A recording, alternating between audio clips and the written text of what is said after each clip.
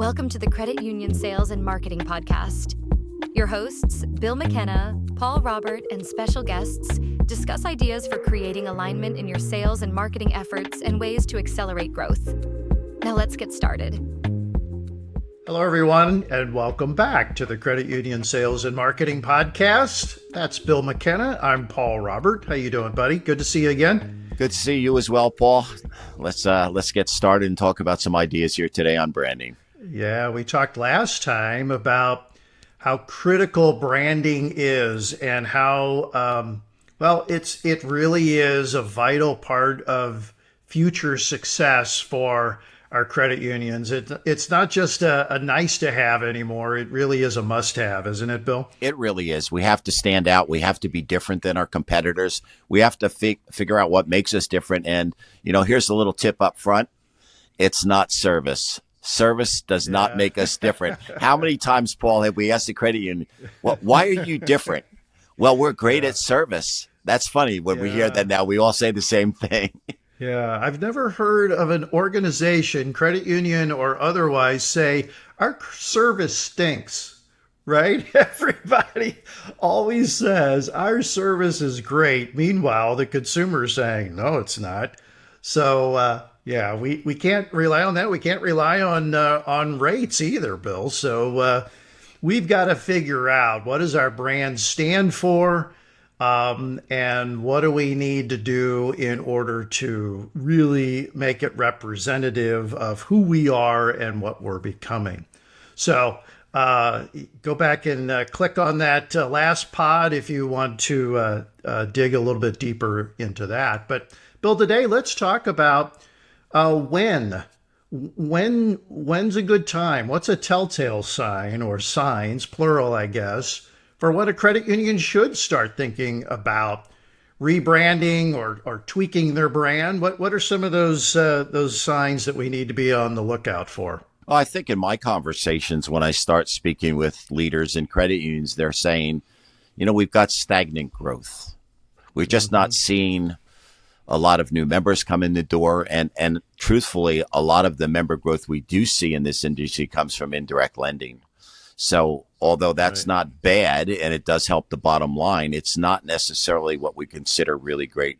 We've got to find other ways to grow our credit union. So stagnant growth, would you say, Paul, is one of them we hear all the time? Absolutely. And we're bringing one in the front door and we're losing two out the back door, and so we talk about, like you said, indirect lending, but is that really what we want to build our future on? Probably not in and of itself. So yeah, you're right. Stagnant growth.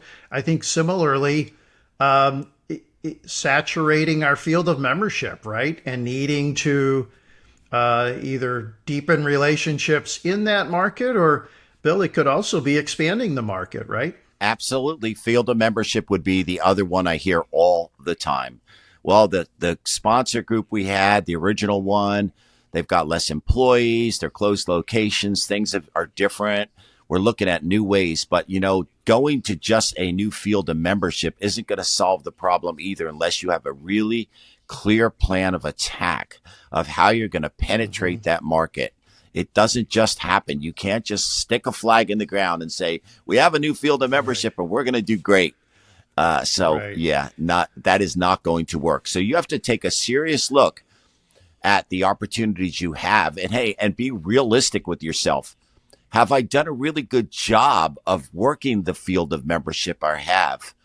Or haven't I? Because maybe there's opportunities there. You're just not doing a real good job penetrating the field of membership you have before you decide to just go stick your flag in another place. Would you agree? Absolutely. And I was going to expound on that because, you talk about as it relates to field of membership, but also going into new markets, right? Sticking your flag in a new market.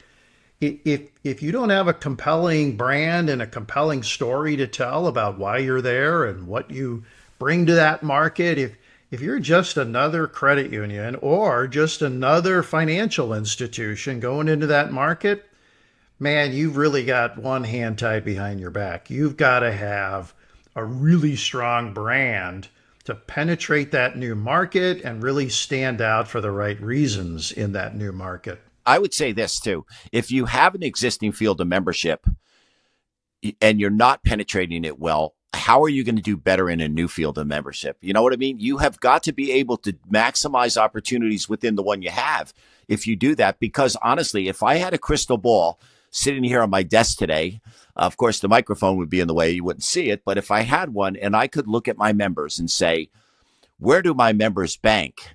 You'd be shocked to know that most of your members bank other places besides just you, right? They all use other FIs. Our goal is to deepen relationships. The low-hanging fruit in every credit union is the existing members you have, deepening those relationships. That's the number one thing you always should be focused on. However, sometimes you do have new opportunities that you could expand outside to new fields of membership. I'm not saying it's not a good idea. I'm just saying be realistic about it and make sure you're honest with yourself about how good a job have you done penetrating the field of membership you have. All right. So when we talk about growth and going into new markets and so forth, that's kind of an offensive approach.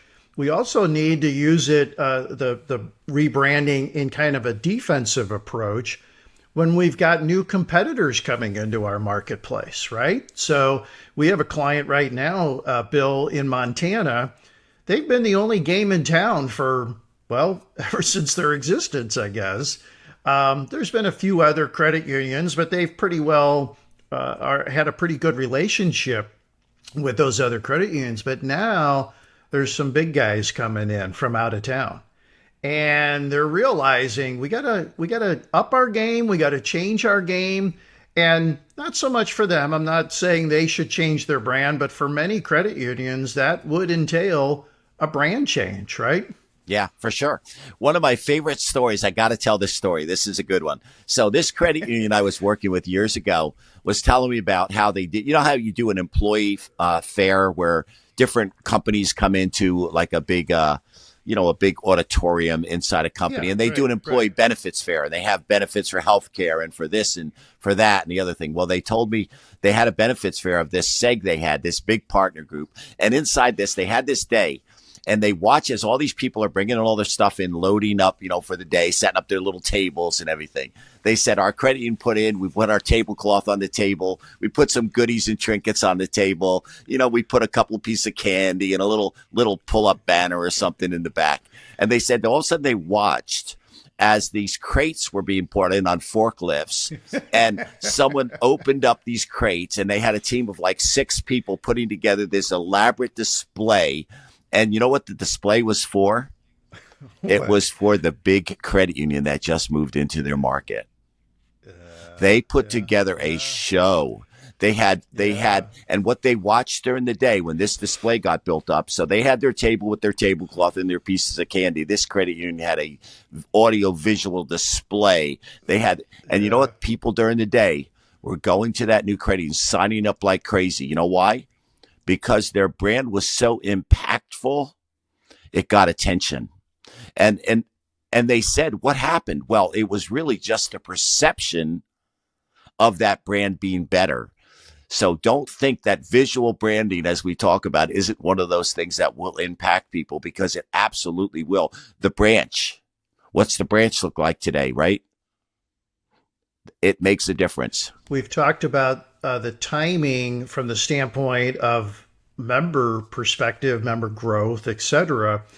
I'm also going to bring in, no surprise to you, Bill, the employee side of it, which is that, if you start to have a lot of turnover in your organization, it could be because those employees don't like working for an organization that doesn't have a vibrant brand and doesn't have, something that they can rally around. If you've got employees that are, they were top performers and now all of a sudden, they're just showing up and punching the time clock. Their motivation's gone.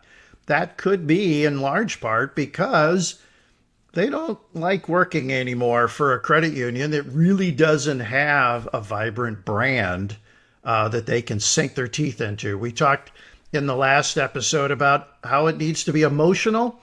Well, it's got to be emotional for your employees in order for it to be successful. company sponsor support viability. If you have a sponsor that isn't supporting you anymore, and we hear this quite often, because of so many reasons that sponsors change dramatically, and we're just having a really hard time now getting in, deepening relationships. That's an area that we see quite often, and that's an area that honestly does usually make sense to say we need to look at some additional fields of membership. I will say this: if you have a lot of sponsor groups and you're not penetrating them, you have to work it. It's hard work. You have to have a sales team out there. You have to be in front of them. You have to build those relationships. It's hard process. It's hard work. Yep. It's really hard work selling. And I know the sales word in credit unions is sometimes negatively perceived, but it should not be. You have to sell. Well, and it can't be just an add-on, Bill. It can't just be something that you say to your local branch manager, hey, when you've got some extra time, go out and meet with these other segs. No, you've got to have a dedicated focus. You've got to have a process for being successful, executing those strategies and so forth. Yes, a business development team. You need a team, and you need to focus on that for sure. Here's just a quick shout out to our sponsor, ironistic.com. Hey, in today's world, everyone knows the importance of having a great website and having an integrated digital marketing plan. If your credit union, community bank, or any other company is looking for that help, I can highly recommend ironistic.com. Check them out.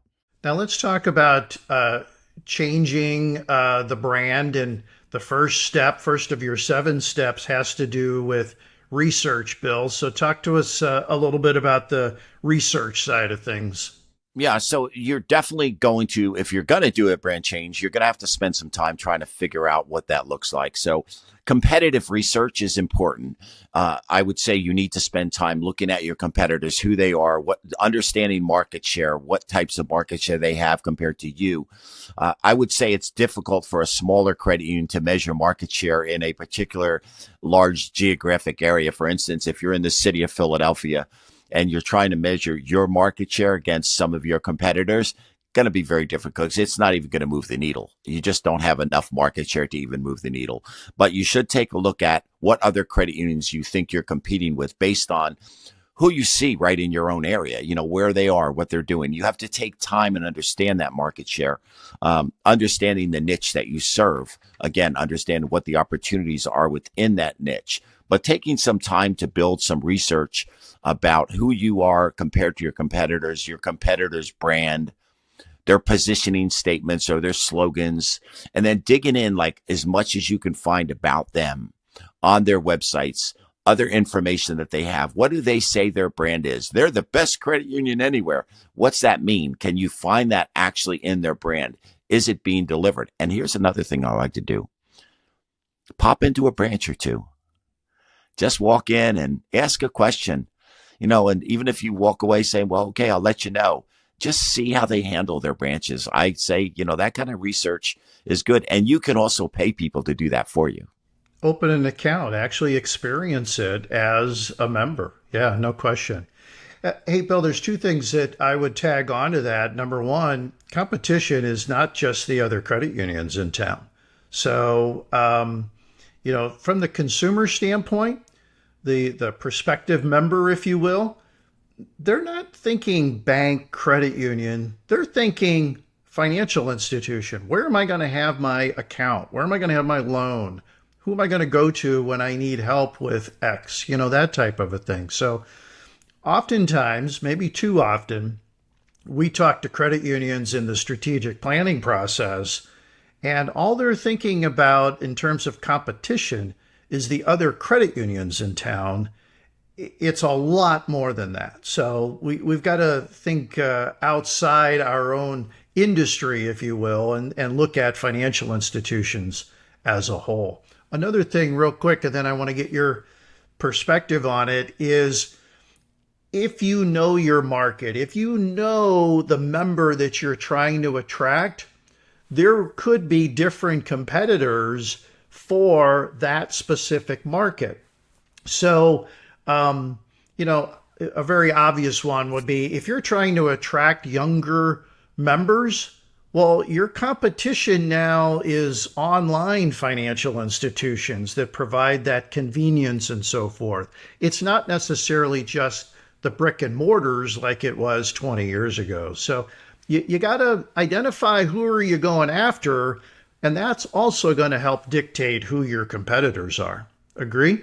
Agree totally. And I think that we'll touch on some of that down the road in some of our steps of branding because, that really a lot has to do with your marketing strategy, who you're reaching. And, the average age of membership in the industry now is over 50 years old.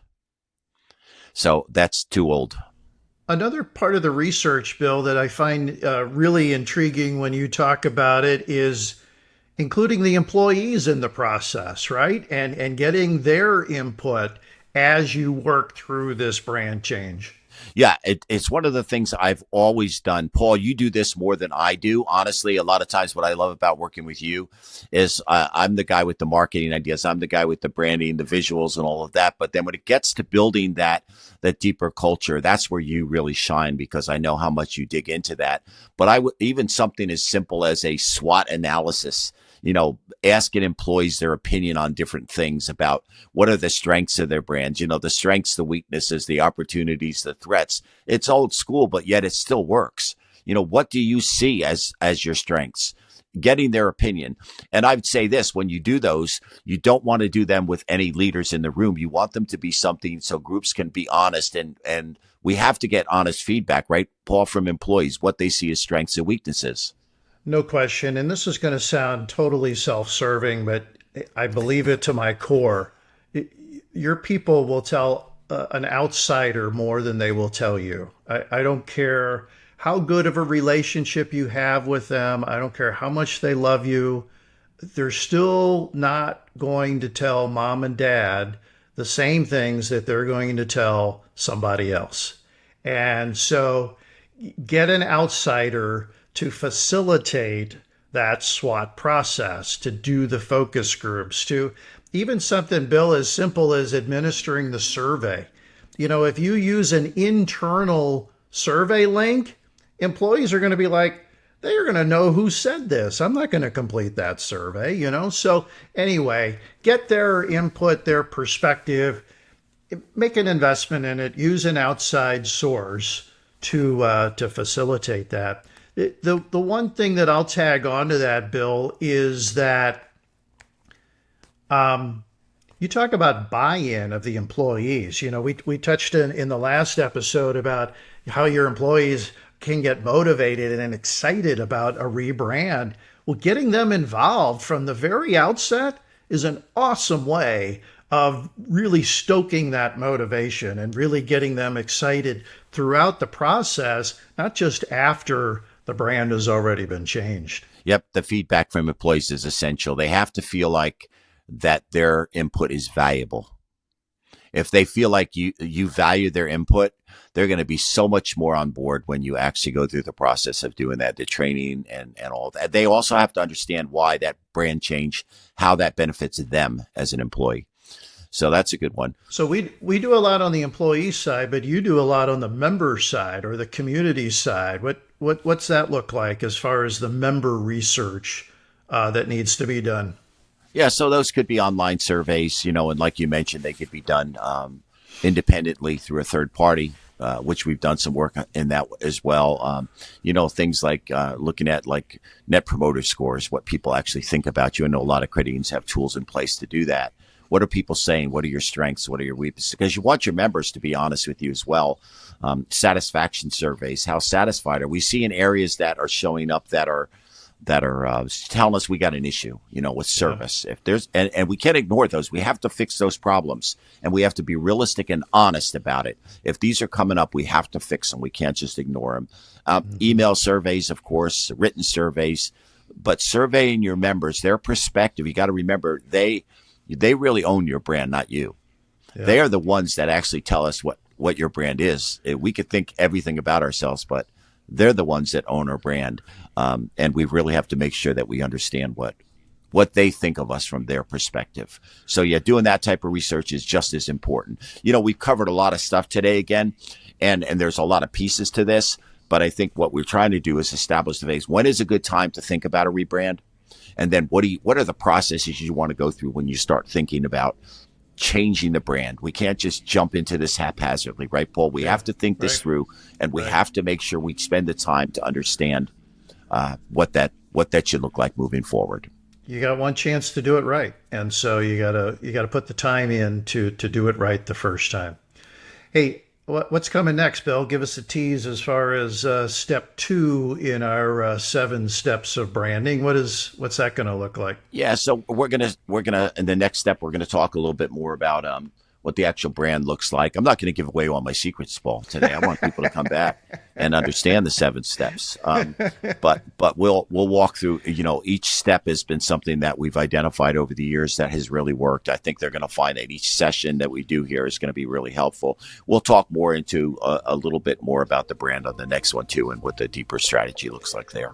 But this has been good. I think that this is something I'm super passionate about, and I know you are as well. We know the importance of building a strong brand. We know how it changes things. In some of the sessions we've done together, we've talked about great brands that are out there, right, Paul? We talked about these companies that have these brands that we all know about, the Chick-fil-A's of the world, and how they've done such a wonderful job with their brand, and how we want a credit union. We want our brand to look like that as well. And we're here to help with these podcasts, help credit unions become the Chick-fil-A's of the credit union industry. So, yeah. Hey, Bill, good seeing you. We'll catch you on the flip side, as they say, in our next podcast.